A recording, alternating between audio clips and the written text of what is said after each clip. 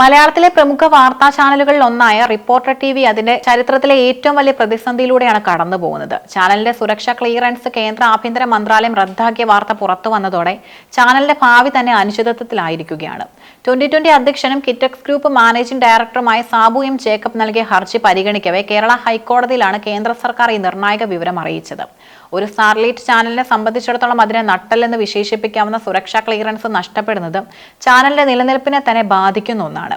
ഇന്ത്യയിൽ ഒരു ഉപഗ്രഹ ചാനൽ തുടങ്ങുന്നതിനും അത് തുടർന്ന് കൊണ്ടുപോകുന്നതിനും കേന്ദ്ര വാർത്താവിതരണ പ്രക്ഷേപണ മന്ത്രാലയത്തിന്റെ ലൈസൻസ് ആവശ്യമാണ്. ഈ ലൈസൻസ് ലഭിക്കുന്നതിന് മുൻപായി കേന്ദ്ര ആഭ്യന്തര മന്ത്രാലയം ആ ചാനലിന്റെ ഉടമസ്ഥതയും ഡയറക്ടർമാരെയും അവരുടെ സാമ്പത്തിക സ്രോതസ്സുകളെയും കുറിച്ച് വിശദമായ അന്വേഷണം നടത്തും. രാജ്യസുരക്ഷയ്ക്ക് ഭീഷണിയാകുന്ന തരത്തിലുള്ള ഇടപെടലുകൾ ചാനലിന്റെ പിന്നിൽ ഉണ്ടോ എന്ന് പരിശോധിക്കുന്നതിനാണ് സുരക്ഷാ ക്ലിയറൻസ് എന്ന് വിളിക്കുന്നത്. 10 വർഷം കൂടുമ്പോൾ ഈ ക്ലിയറൻസ് പുതുക്കേണ്ടതുണ്ട്. കൂടാതെ ചാനലിന്റെ ഉടമസ്ഥാവകാശത്തിൽ മാറ്റം വരുമ്പോഴും പുതിയ സുരക്ഷാ പരിശോധനകൾ ആവശ്യമാണ്. റിപ്പോർട്ടർ ടിവിയുടെ കാര്യത്തിൽ ഈ ചട്ടങ്ങൾ ലംഘിക്കപ്പെട്ടു എന്നതാണ് കേന്ദ്രത്തിന്റെ കണ്ടെത്തൽ. റിപ്പോർട്ടർ ടിവിയും സാബു എം ജേക്കബും തമ്മിലുള്ള പോരാട്ടം ഇന്ന് തുടങ്ങിയതല്ല. കുന്നത്തുനാട് കേന്ദ്രീകരിച്ചുള്ള രാഷ്ട്രീയ പോരാട്ടങ്ങളും 2020-ക്കെതിരായ ചാനലിന്റെ വാർത്താ നിലപാടുകളും സാബു ജേക്കബിനെ ചൊടിപ്പിച്ചിരുന്നു. ബിസിനസ് രംഗത്തെ കരുത്തനായ അദ്ദേഹം ചാനലിന്റെ ഉടമസ്ഥാവകാശത്തിലെ സുതാര്യത ചോദ്യം ചെയ്താണ് കോടതിയെ സമീപിച്ചത്.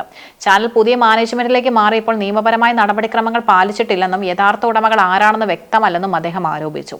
ഈ ഹർജിയിൽ കേന്ദ്ര സർക്കാർ നൽകിയ മറുപടിയാണ് ചാനലിന് തിരിച്ചടിയായത്.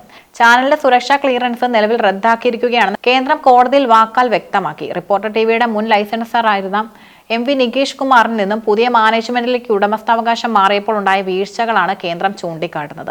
ഉടമസ്ഥാവകാശം മാറിയതുമായി ബന്ധപ്പെട്ട ഔദ്യോഗികമായ രേഖകൾ സമയബന്ധിതമായി ആഭ്യന്തര മന്ത്രാലയത്തിനോ വാർത്താവിതരണ പ്രക്ഷേപണ വകുപ്പിനോ സമർപ്പിച്ചിട്ടില്ല. നിയമപ്രകാരം ഉടമസ്ഥാവകാശം മറ്റൊരാൾക്ക് കൈമാറുമ്പോൾ പാലിക്കേണ്ട മാനദണ്ഡങ്ങൾ റിപ്പോർട്ടർ ടിവി ലംഘിച്ചുവെന്ന് കേന്ദ്രം കണ്ടെത്തി. ചാനലിന് പിന്നിലെ നിക്ഷേപങ്ങളെക്കുറിച്ചും ഡയറക്ടർ ബോർഡിലെ മാറ്റങ്ങളെക്കുറിച്ചും കൃത്യമായ വിവരം നൽകുന്നതിന് മാനേജ്മെന്റ് പരാജയപ്പെട്ടുവെന്നാണ് ആരോപണം. ഈ സാഹചര്യത്തിലാണ് ആഭ്യന്തര മന്ത്രാലയം സുരക്ഷാ ക്ലിയറൻസ് പിൻവലിക്കാൻ തീരുമാനിച്ചത്. ഒരു ചാനലിന് സുരക്ഷാ ക്ലിയറൻസ് ഇല്ലാതായാൽ അതിന്റെ അപ്ലിങ്കിംഗ് ഡൗൺലിങ്കിംഗ് ലൈസൻസുകൾ റദ്ദാക്കാൻ സാധ്യതയുണ്ട്. സാബു ജേക്കബിന്റെ ഹർജി തീർപ്പാക്കിക്കൊണ്ട് ഹൈക്കോടതി ചില നിർണായകമായ നിർദ്ദേശങ്ങളും നൽകിയിട്ടുണ്ട്. ചാനലിലെ മുൻ ലൈസൻസറായിരുന്ന MV നികേഷ് കുമാർ 2 മാസത്തിനകം ഇതുമായി ബന്ധപ്പെട്ട എല്ലാ രേഖകളും കേന്ദ്ര സർക്കാരിന് സമർപ്പിക്കണം. ഈ രേഖകൾ പരിശോധിച്ച ശേഷം കേന്ദ്ര സർക്കാരിന് ഉചിതമായ തീരുമാനമെടുക്കാം. അതുവരെ ചാനലിന്റെ പ്രവർത്തനം തുടരാമെങ്കിലും രേഖകൾ തൃപ്തികരമല്ലെങ്കിൽ ചാനലിന് കടുത്ത നടപടികൾ നേരിടേണ്ടി വരും. കേന്ദ്ര വാർത്താവിതരണ പ്രക്ഷേപണ മന്ത്രാലയം ഉടൻ തന്നെ ചാനലിന് വിശദീകരണം തേടിയുള്ള നോട്ടീസ് അയക്കും. ഈ നോട്ടീസിന് നൽകുന്ന മറുപടിയായിരിക്കും ചാനലിന്റെ ഭാവി നിശ്ചയിക്കുക. ചാനൽ നേരിടുന്ന ഈ നിയമപ്രതിസന്ധി അവിടെ ജോലി ചെയ്യുന്ന നൂറുകണക്കിന് ജീവനക്കാരെയും അവരുടെ കുടുംബങ്ങളെയും വലിയ ആശങ്കയിലാഴ്ത്തിയിട്ടുണ്ട്. മാധ്യമപ്രവർത്തകർ, സാങ്കേതിക പ്രവർത്തകർ, മറ്റു ജീവനക്കാർ എന്നിവരുടെ തൊഴിൽ സുരക്ഷയാണ് ഇവിടെ ചോദ്യം ചെയ്യപ്പെടുന്നത്.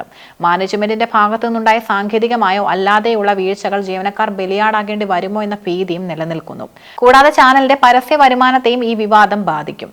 സുരക്ഷാ ക്ലിയറൻസ് ഇല്ലാത്ത ചാനലിൽ പരസ്യം നൽകാൻ വലിയ കമ്പനികൾ മടിച്ചേക്കാം. ഇത് ചാനലിനെ സാമ്പത്തികമായി തകർക്കാനും ഇടയാക്കും. റിപ്പോർട്ടർ ടിവിക്കെതിരെയുള്ള ഈ നീക്കം കേരളത്തിലെ മറ്റ് മാധ്യമങ്ങൾക്കും ഒരു മുന്നറിയിപ്പാണ്. മാധ്യമ സ്ഥാപനങ്ങൾ പ്രവർത്തിപ്പിക്കുമ്പോൾ ലാഭത്തിനപ്പുറം നിയമപരമായ സുതാര്യതയും ചട്ടങ്ങളും പാലിക്കേണ്ടത് അനിവാര്യമാണെന്ന് ഈ കേസ് തെളിയിക്കുന്നു. കേന്ദ്ര ഏജൻസികളുടെ കർശനമായ നിരീക്ഷണം ഇപ്പോൾ മാധ്യമ രംഗത്തുമുണ്ട്. ഉടമസ്ഥാവകാശ കൈമാറ്റം, വിദേശ നിക്ഷേപം, സുരക്ഷാ ക്ലിയറൻസ് എന്നിവയിൽ ചെറിയ വീഴ്ചകൾ പോലും ചാനലിന്റെ സംരക്ഷണം തടസ്സപ്പെടാൻ കാരണമാകും. ഈ കേസിനെ കേവലം ഒരു നിയമപ്രശ്നമായി മാത്രമല്ല രാഷ്ട്രീയ നിരീക്ഷകർ കാണുന്നത്. കേരളത്തിലെ രാഷ്ട്രീയ ചർച്ചകളിൽ വലിയ സ്വാധീനം ചെലുത്തുന്ന റിപ്പോർട്ടർ ടിവിയെ സംരക്ഷണത്തിൽ നിന്നും തടയുന്നത് വലിയ രാഷ്ട്രീയ മാറ്റങ്ങൾക്കും കാരണമായേക്കാം. സാബു ജേക്കബിന്റെ നിയമ പോരാട്ടം ഫലം കാണുകയാണെങ്കിൽ അത് റിപ്പോർട്ടർ ടിവി മാനേജ്മെന്റിന് വലിയൊരു എട്ടിന്റെ പണി തന്നെയാകും. ബിസിനസ് രംഗത്തെ തന്റെ കരുത്ത് നിയമയുദ്ധത്തിലൂടെ തെളിയിക്കുകയാണ് സാബു ജേക്കബ്. റിപ്പോർട്ടർ ടിവിയുടെ ഭാവി ഇപ്പോൾ കേന്ദ്ര സർക്കാരിന്റെ കൈകളിലാണ്. മാനേജ്മെന്റ് സമർപ്പിക്കുന്ന രേഖകൾ ആഭ്യന്തര മന്ത്രാലയം അംഗീകരിക്കുമോ അതോ കർശനമായ നിലപാട് സ്വീകരിക്കുമോ എന്നതിനെ ആശ്രയിച്ചിരിക്കും ചാനലിന്റെ നിലനിൽപ്പ്. സുരക്ഷാ ക്ലിയറൻസ് തിരികെ ലഭിച്ചില്ലെങ്കിൽ സംപ്രേഷണം നിർത്തേണ്ടി വരുന്ന സാഹചര്യം ഒഴിവാക്കാൻ മാനേജ്മെന്റ് തീവ്ര ശ്രമം നടത്തുമെന്നതും ഉറപ്പാണ്. വരും ദിവസങ്ങളിൽ കേന്ദ്രം അയക്കുന്ന നോട്ടീസും ചാനലിന്റെ മറുപടിയും കേരളം ഉറ്റുനോക്കുകയാണ്. നിയമപരമായ സുതാര്യത ഉറപ്പുവരുത്തേണ്ടതിന്റെ അനിവാര്യത വിളിച്ചോതുന്ന ഒന്നായി റിപ്പോർട്ടർ ടിവി കേസ് ചരിത്രത്തിൽ ഇടം പിടിക്കും.